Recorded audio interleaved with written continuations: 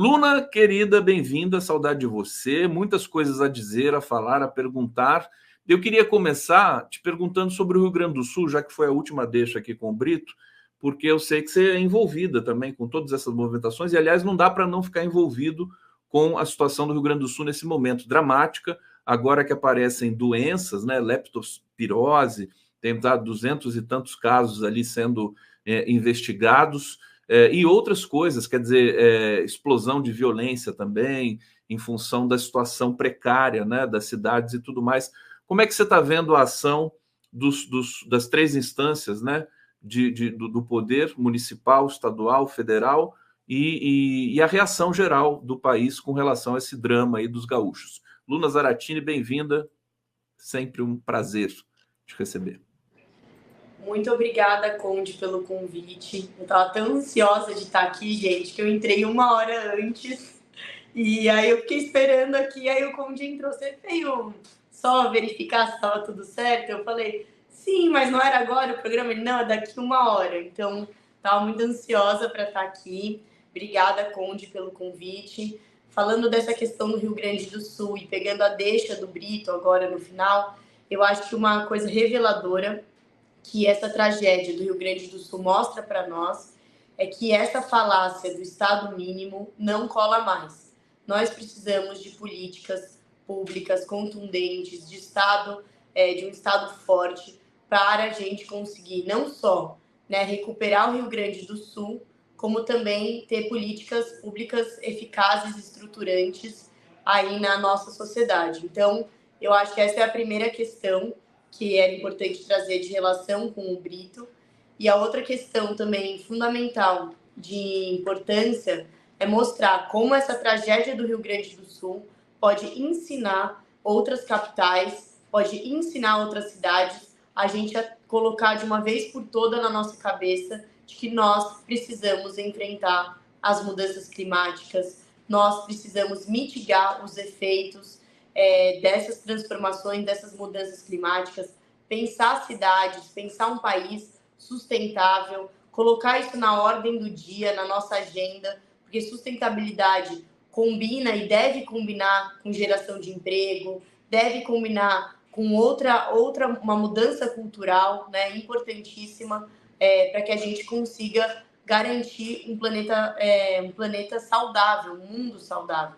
Então, isso precisa ser colocado na nossa agenda. Inclusive, Conde, a gente está vendo aqui em São Paulo a renovação do contrato de lixo na nossa cidade, que é um dos maiores contratos da cidade de São Paulo. E a gente quer que nesse contrato do lixo garanta, né, por exemplo, metas de reciclagem adequadas numa cidade de São Paulo. São Paulo hoje tem tem mais ou menos 0,7% de reciclagem. Como que a gente vai chegar num patamar aí melhor? Então a gente precisa avançar. O Rio Grande do Sul não é só o Rio Grande do Sul, não é um caso isolado. O Rio Grande do Sul pode ser aqui, como pode ser em vários lugares. E, infelizmente, o que a gente pode contar é com a solidariedade das pessoas, porque o governador do estado tem dado declarações muito ruins em meio a essa crise, né? Muito ruins mesmo, criticando doações, né? Aliás, para a empresa que não informa como que vai fazer, empresa que falou assim, a gente não vai usar agora nessa questão emergencial, a gente vai usar depois, enfim. Mas a gente tem um governo forte, que é o governo Lula, e aí até, Conde, eu acho que você deu uma saidinha, mas falando, o Brito falou de uma coisa importante, né? O Estado mínimo não cola, né? Quando as pessoas que defendem o Estado mínimo são silenciadas, porque a gente precisa de um Estado forte para essa recuperação, para políticas públicas contundentes e de estruturação mesmo, né? De mudanças estruturais. Então, eu colocaria essas questões. Perfeito, Luna. Eu não sabia que era só 0,7% de lixo reciclado em São Paulo. É menor que o índice do Brasil, não é? Porque o Brasil recicla bem, né? Você tem esse dado? Florianópolis, é menor que várias cidades, é menor que Florianópolis, se eu não me engano. Olha, impressionante. E assim, em 2040 a gente tem que chegar em 25%. Como que a gente vai chegar se não tem garantido na concessão, né? Lembrando que o STF deu 10 dias para, hoje já 9, né, porque foi ontem, para o Eduardo Leite, governador do Rio Grande do Sul, explicar por que ele mudou as leis ambientais todas. Foi um lote de mudança que prejudicou, e, enfim, que em parte é responsável por essa tragédia que acomete agora o estado do Rio Grande do Sul. Luna, muito importante, eu quero falar da Alesp com você, do episódio de violência de ontem e tudo mais, e de outras coisas específicas de São Paulo, evidentemente, porque você é vereadora em São Paulo pelo PT, mas eu quero ainda tratar mais um pouco sobre a questão do Rio Grande do Sul e sobre, você já estava falando, o exemplo, as cidades esponjas, cidades que têm que se reformatar, se reurbanizar, pensando nessa mudança do clima. E não só na mudança do clima, porque mesmo com o clima como antigamente, as cidades tinham que mudar, né? Para ficar uma coisa assim mais humana, mais sociável, né, das coisas, inclusive, que na gestão Haddad foram feitas, como a Paulista Aberta e tudo mais, eventos dessa natureza, né, para a população ocupar o centro da cidade. Como é que está isso na sua concepção e no seu trabalho aí, no gabinete da Câmara de São Paulo? Bom, Conde, é um assunto que a gente se debruça muito, principalmente na cidade de São Paulo, uma cidade muito permeabilizada, né? Então, o solo da cidade de São Paulo é muito impermeável, na verdade, né? Então, concreto para todo lado. Também a gente tem uma dificuldade com o crescimento da cidade, como é uma cidade que cresce de forma horizontal também, além de vertical, pessoas vão acabando morando e ocupando lugares que não têm condições adequadas, né, de ocupação. Então, não tem estrutura de educação, de saúde, de saneamento, de assistência, de cultura. Então, as pessoas acabam ocupando lugares que são áreas de risco e que também a gente sabe que quando ocupam essas áreas de risco, quando tem essas mudanças climáticas ou quando vem fortes enchentes, fortes chuvas, fortes ondas de calor, essas pessoas são as mais atingidas, né? É o que é o chamado racismo ambiental. A gente também denunciou em relação à população em situação de rua. Teve as ondas de calor e a gente fez com que a prefeitura tivesse um plano de contingência de ondas de calor para as pessoas em situação de rua. Isso também faz parte do racismo ambiental. Então, é uma cidade impermeabilizada, uma cidade onde tem, por exemplo, a represa Guarapiranga, na zona sul de São Paulo, que precisa ser despoluída, rios como Rio Tietê, Rio Pinheiros, outros córregos e rios que estão totalmente assoreados, né, na nossa cidade. Então, a gente precisa, mais do que urgente, pensar numa cidade de São Paulo para 2025, para 2024, e não uma cidade de São Paulo que ficou lá atrás. E a gente tem feito também um trabalho com os catadores e catadoras de materiais de reciclagem. Por isso que a gente tem observado muito essa questão do contrato do lixo. As cooperativas de catadores, os catadores avulsos, autônomos, fazem um trabalho de retirada de lixo da cidade de São Paulo. Eles prestam um serviço para a cidade, que é um serviço público, e acabam também prestando um serviço ambiental. Então, a gente está na luta, Conde, para que os catadores, as catadoras recebam pelos serviços prestados, tanto os serviços prestados quanto os serviços prestados ambientais. Porque os catadores, diferentes de qualquer trabalhador, eles ganham pela catação, pelo que eles catam, e não pelo tempo trabalhado. Agora, uma pergunta que fica. As pessoas ganham por reunião que elas fazem no trabalho? Não, elas ganham pelo tempo trabalhado. Então, a gente precisa avançar na questão do trabalho, da geração de renda e dessa questão ambiental. E eu acho que o MST é um grande exemplo disso. Mostra como o trabalho, né, e a renda e a geração de emprego podem estar aliadas à sustentabilidade, podem estar aliadas a uma nova forma também de se relacionar no mundo do trabalho. Então, eu acho que o MST tem dado muitos caminhos e respostas para tudo isso. E a gente também tem atuado junto ao MST aqui em São Paulo. MST é patrimônio nosso, político, né? Uma coisa assim admirável, as escolas do MST. Eu sempre replico aqui, já estou até com saudade de chamar o João Pedro Stedley aqui para vir falar um pouco sobre isso também. Você comeu aquele arroz tropeiro do Stélio, carreteiro, né? Como é que é o nome do arroz que ele faz lá, que ele fez na última reunião do MST? Eu acho que é carreteiro. Ele Carreteiro, cozinha, né? né? Ele já entra na cozinha.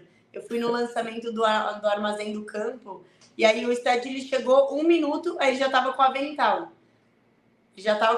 Assim, ele já tinha cozinhado, já tinha voltado, enfim. Sted tem que fazer o Masterchef do MST. Ô, Luna, eu quero falar da questão da Assembleia, da violência de ontem, que é do Estado, mas, enfim, você, como vereadora, está atenta a tudo isso, então são temas correlatos. Mas antes eu quero mostrar, eu estou vendo a foto do Su e do Lula ali atrás, eu sempre curto pegar essa dimensão do carinho, do afeto aqui para o nosso público. Eu não resisti, fui lá buscar, ó. Estou colocando na tela aqui. Estou colocando aqui olha só o sorriso do Lula, que sorriso lindo. Estava recém-operado, né? Pelo que eu estou vendo aqui dos olhos, né? Da operação do quadril. E a Luna toda linda aqui de branco, toda de branco. Ô, Luna, esse dia foi muito especial. Você já falou para mim que estava muito feliz nesse dia, né? Fala só rapidinho dessa foto aqui para gente, mais uma vez. Bom, vou falar, Conde. Esse dia o Lula tinha voltado de uma viagem do exterior, eu não lembro se era Colômbia, Peru, eu não sei. Ele estava em algum país na América Latina, chegou em Brasília, e eu fui para Brasília para conversar com alguns ministros, né? Nunca achei que eu fosse de fato encontrar o Lula. E aí a gente foi, né, enfim, conversando com alguns ministros e tal. E aí, de repente, a gente falou assim, vamos lá tentar. O pessoal falou, vem aqui, fica esperando que vai dar para tirar uma foto. Uma foto. Eu falei, nossa, uma foto já é ótimo e tal. E a gente ficou esperando. E aí, quando a gente viu, o Lula falou, pediu para vocês entrarem. Aí eu falei, não tô acreditando. Não tô acreditando. E eu, assim, já tinha preparado uma pauta minimamente, mas, assim, chegou para ver o Lula, foi aquela coisa, né? O Lula é uma pessoa que, quando você tá perto dele, fica sem ar, né? Porque ele é tão magnífico, tão grande, é uma figura histórica, né? Mas você conhece o Lula e ele te conhece desde que você era pequenininha, não é? Não é essa história? Sim, assim, na verdade, eu já tive muitos comícios, muitas atividades, porque eu era um bebê petista, né? Já era uma bebê petista. Ela já nasceu com. Quando você nasceu, você já nasceu batizada, já nasceu filiada, né, Luna? Não, meus pais desde pequena, já era uma bebê filiada já. E aí, mas assim, eu encontrei o Lula as primeiras vezes, quando eu ainda estava na juventude do PT, em 2012, na campanha do Haddad. Eu lembro que foi a primeira vez que eu dialoguei com o Lula, né? Claro que eu já tinha visto ele muitas vezes, mas que eu dialoguei. Então, foi muito bom esse momento que a gente conversou. A gente falou sobre política, falou sobre o momento eleitoral, político, falou sobre os problemas de São Paulo, do CRAS, dos institutos federais. A gente falou, também o Lula me perguntou, você está gostando de ser vereadora? Você achava que era o que... Você imaginava que era isso quando você entrou? Falei, não, presidente, eu não achava que era isso. Eu achava que era uma outra coisa, mas a gente está aqui na luta. Ele, você está gostando? Eu falei, tô. Ele, é isso mesmo, tem que ter um mandato combativo. E o Lula, ele é muito jovial, né? Ele é muito jovem nas ideias, na proposição, na forma de falar, de conduzir os processos. Então foi muito bom. Eu tô com um sorriso enorme, porque, assim, foi emocionante. E aí eu brinco também com a mulherada, assim. Eu vi o homem, eu agarrei, né? Aí todo mundo, eu agarraria. Aí os homens não, e também falam, eu agarraria. O ele Lula é também uma unanimidade. Ele também está com um sorriso diferente aqui, está muito feliz também de estar junto de você aqui. Luna, deixa eu mostrar aqui algumas imagens, infelizmente, da violência que ocorreu na Alesp. Deixa eu ver se está certo aqui. É isso aqui, ó. Vamos ver juntos. Um trechinho.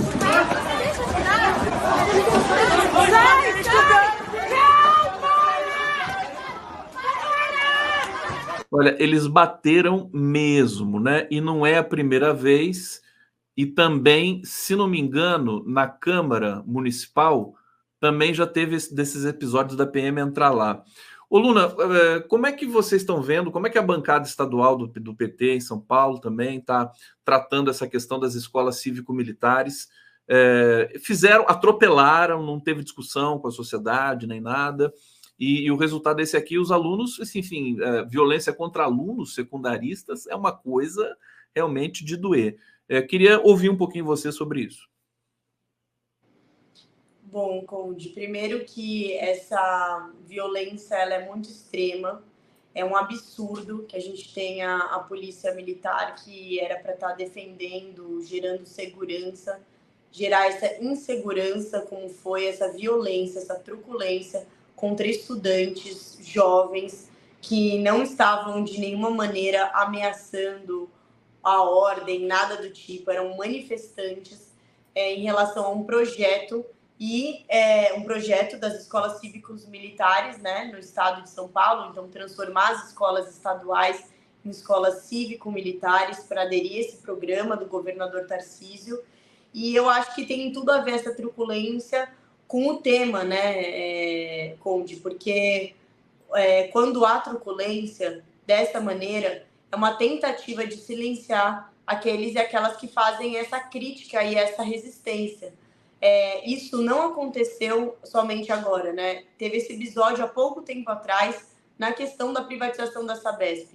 Cacetetes, violência, truculência, uma série de ataques justamente porque quando a gente está denunciando o absurdo que está sendo o governo do Estado. Então, tem muito a ver com o tema, com os temas escolhidos, né? A Sabesp, a gente estava denunciando essa venda da água, né? Transformando a água em mercadoria, essa coisa ilógica.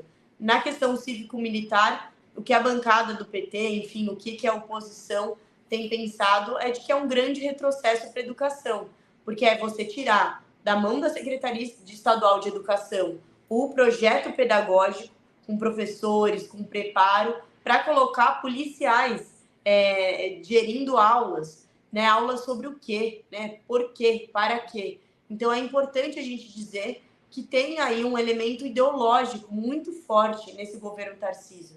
E esse elemento ideológico, ele pressupõe a violência, porque para passar esse projeto autoritário de privatização, de entrega, de morte, de chacina, como acontece no Guarujá, na Baixada, de eliminação da educação como um espaço crítico de emancipação, de mudança, né, de secretarias para coordenar aulas dentro de escola, quando a gente tem o veto de psicólogos nas escolas, quando a gente tem retirada ou diminuição, né, da transferência de educação, é um projeto autoritário. Como todo projeto autoritário, precisa da violência para ir goela abaixo. Então, é esse o governador Tarcísio, é essa política que o governador tem feito, e por isso que essa violência é colocada. Os estudantes foram detidos, ficaram uma noite inteira na delegacia, tiveram estudantes menores de idade, a gente teve essa violência que foi feita também contra os deputados. O Suplicy foi um cara que estava ali na luta, no meio, levou bomba de gás lacrimogêneo, spray, um desrespeito total, e eles tinham os votos, né? O que chama atenção, Conde, eles tinham os votos para aprovar, mas eles não podiam permitir que os estudantes se manifestassem, estudantes de entidades, né, como a UNE, a UE, a UBS, estudantes de centros acadêmicos, de grêmio, pessoas que querem se manifestar. Então, essa truculência ela é uma repetição e tem sido uma marca dessa gestão do Tarcísio. Olha só, a Luna Zaratini aqui conosco no 11 News. Deixa eu ler alguns comentários de vocês aqui no bate-papo. Fernanda Carneiro, o Pimenta é um apaixonado? Ele tá perguntando, ela está perguntando aqui. Não sei qual o contexto dessa pergunta aqui. Você sabe? Você sacou alguma coisa aqui, ô Luna? Tá falando do Pimenta do ministro, né? Do ministro? Olha, eu não sei se ele tá apaixonado. Não sei, deve ser, pela esposa dele. Sim, né, Conde? É bom estar apaixonado. Não entendi o contexto aqui, mas vamos lá. Ah, não, é porque é o seguinte, o Brito estava falando que no Rio Grande do Sul, né, para você poder fazer as coisas acontecerem agora na restauração do Estado, você precisa ser apaixonado, né? Por isso que ele está perguntando aqui. Agora lembrei. Olha, Fabiana Ubinha, ciúmes e inveja da Luna. Também quero agarrar o Lula. O Brito já apareceu aqui no bastidor, vai querer falar alguma coisa aqui, Brito. Peraí, Brito. Ivo Afonso, Luna, você tem o mesmo sorriso do seu saudoso avô. Espero que você tenha o mesmo ímpeto revolucionário. Você tem? Essa eu posso responder, viu? Tem. Tem, porque a Luna é combativa. Vocês viram o Haddad ontem lá em Brasília? A Luna multiplica por 3 aquela situação lá. RC, mas ela fala na sequência. Conheci o avô da Luna, o deputado Ricardo Zaratini, ele era fantástico. Eu conheci seu tio, né? O Carlos Zaratini é seu tio, né? E sua mãe também, que é uma magnífica fotógrafa, né? A Mônica Zaratini. Lenice Thanos, que foto linda, 2 pessoas maravilhosas. Deixa eu ver o que o Brito quer falar aqui. Fala, Brito.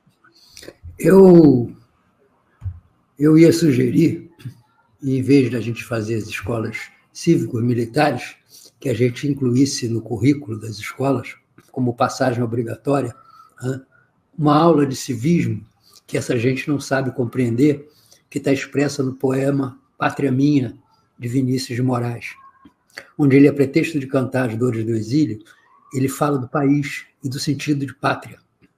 Ele diz assim: se me perguntarem o que é minha pátria, eu direi, não sei. De fato, não sei. Como e por que e quando a minha pátria? Mas não sei que a minha pátria é luz, é sal, é água, que elabora e de que faz a minha mágoa em longas lágrimas amargas. Vontade de beijar os olhos da minha pátria, de niná-la, de passar-lhe a mão nos cabelos, vontade de mudar as cores do vestido auriverde, tão feias, da minha pátria, de minha pátria sem sapatos, minha pátria sem meias, pátria minha, tão pobrinha. Se a gente entendesse isso como civismo, se a gente entendesse isso como patriotismo, porque pátria não é um território, não é um adjetivo. Pátria é uma coletividade. E é isso que essa onda estúpida da extrema-direita não consegue nunca alcançar e não consegue transmitir. Que patriotismo, que civismo é se preocupar não com os patriotas, mas com os civis, os cidadãos desse país que apanha muito mais todos os dias do que aqueles estudantes apanharam. Eu já fui um daqueles.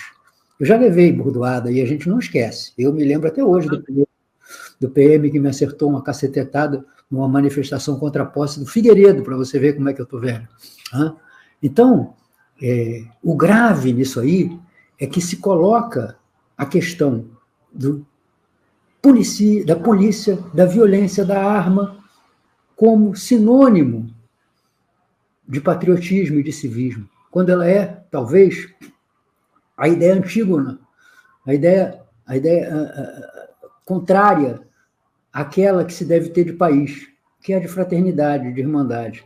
Essa história das escolas cívico-militares é tão absurda, que é espantoso que quase chegando no primeiro quarto, que já chegando no primeiro quarto do século XXI, a gente esteja discutindo essa ideia que nos meus tempos de juventude era traduzida de uma maneira muito menos severa com as aulas de educação moral e cívica, que serviram para nada.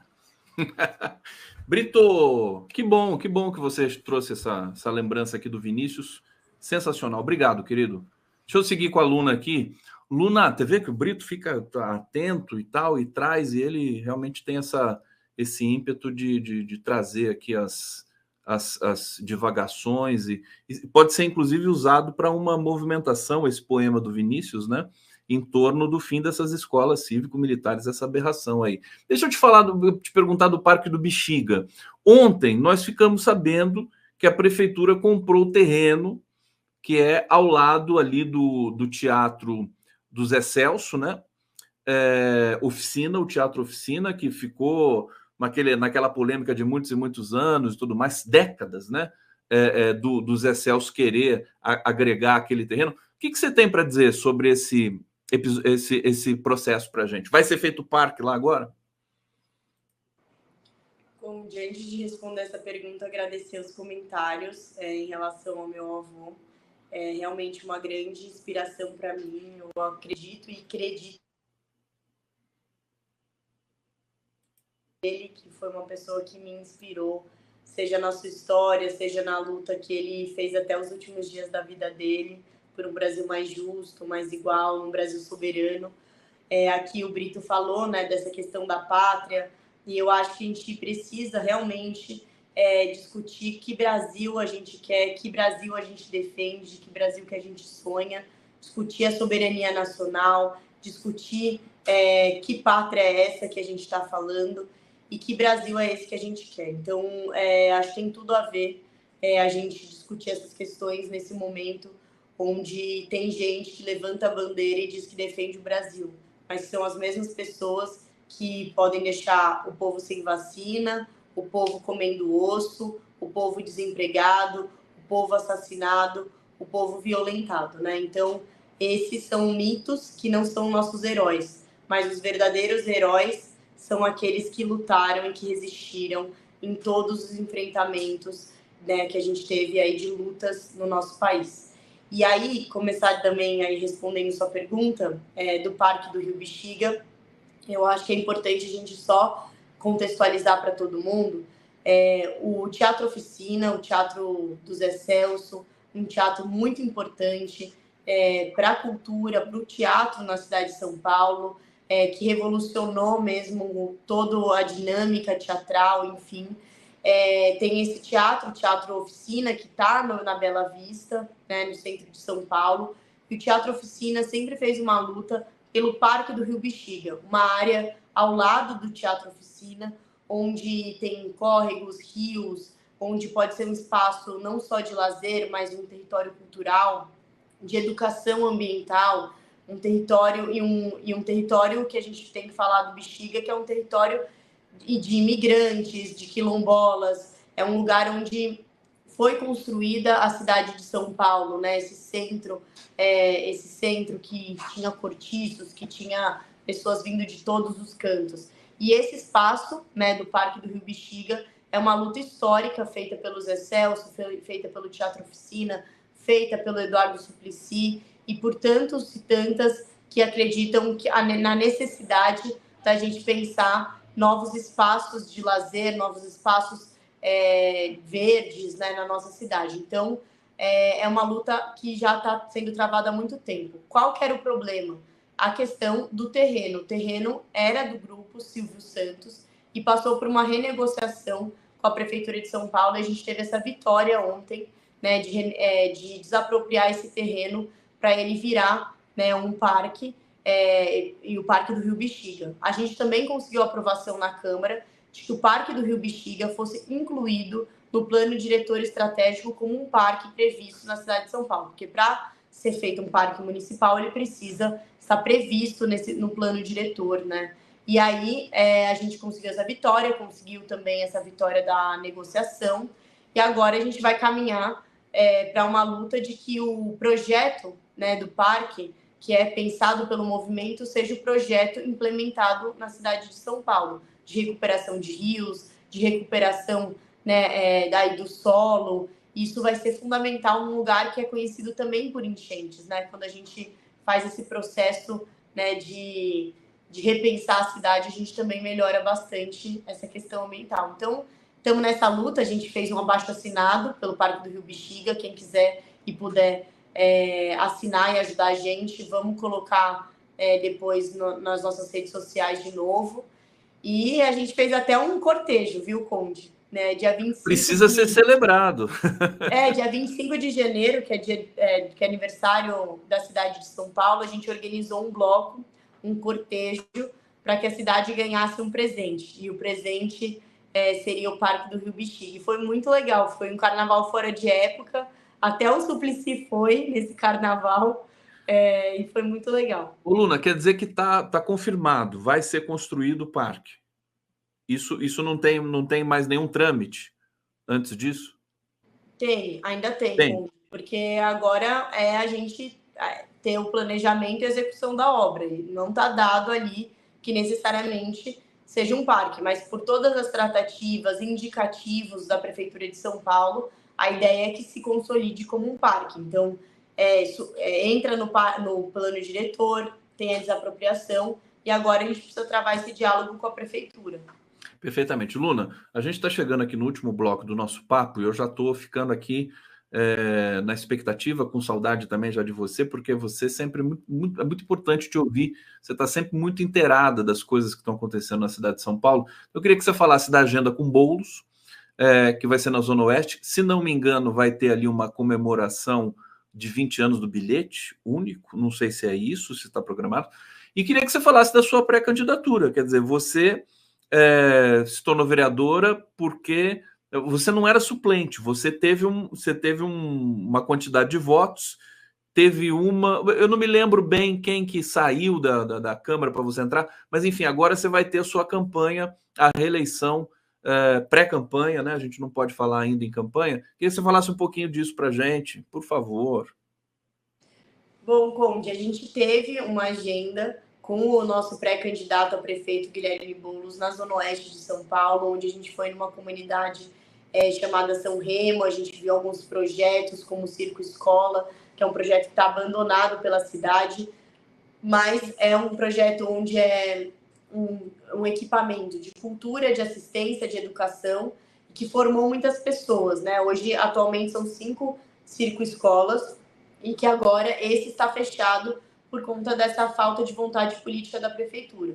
A gente também visitou outro projeto que chama REC Comunidade, que é um projeto de jornalismo, né? E de, na verdade, de apoio, de ajuda ali a jovens que estão começando esse meio da música. A gente também visitou a UPA do Rio Pequeno, que foi uma UPA inaugurada, mas que já está superlotada, porque não tem uma gerência de hospitais de saúde, né, na região do Butantã, do Rio Pequeno. Então, a gente tem uma dificuldade tremenda em relação à saúde nessa região da cidade de São Paulo. E a gente fez todas essas visitas, né, essa caminhada aí com o Boulos, para a gente mostrar esses problemas e para a gente pensar soluções. E o Boulos está muito afiado na ponta da língua e muita vontade de ganhar. Enquanto um prefeito aí que a gente tem, né, abandonou a cidade, a gente tem um candidato que quer muito vencer essas eleições para mudar e transformar a cidade, né? E aí, Conde, dizer que é isso, eu sou pré-candidata a vereadora aqui na cidade de São Paulo. Eu era suplente, depois entrei e assumi.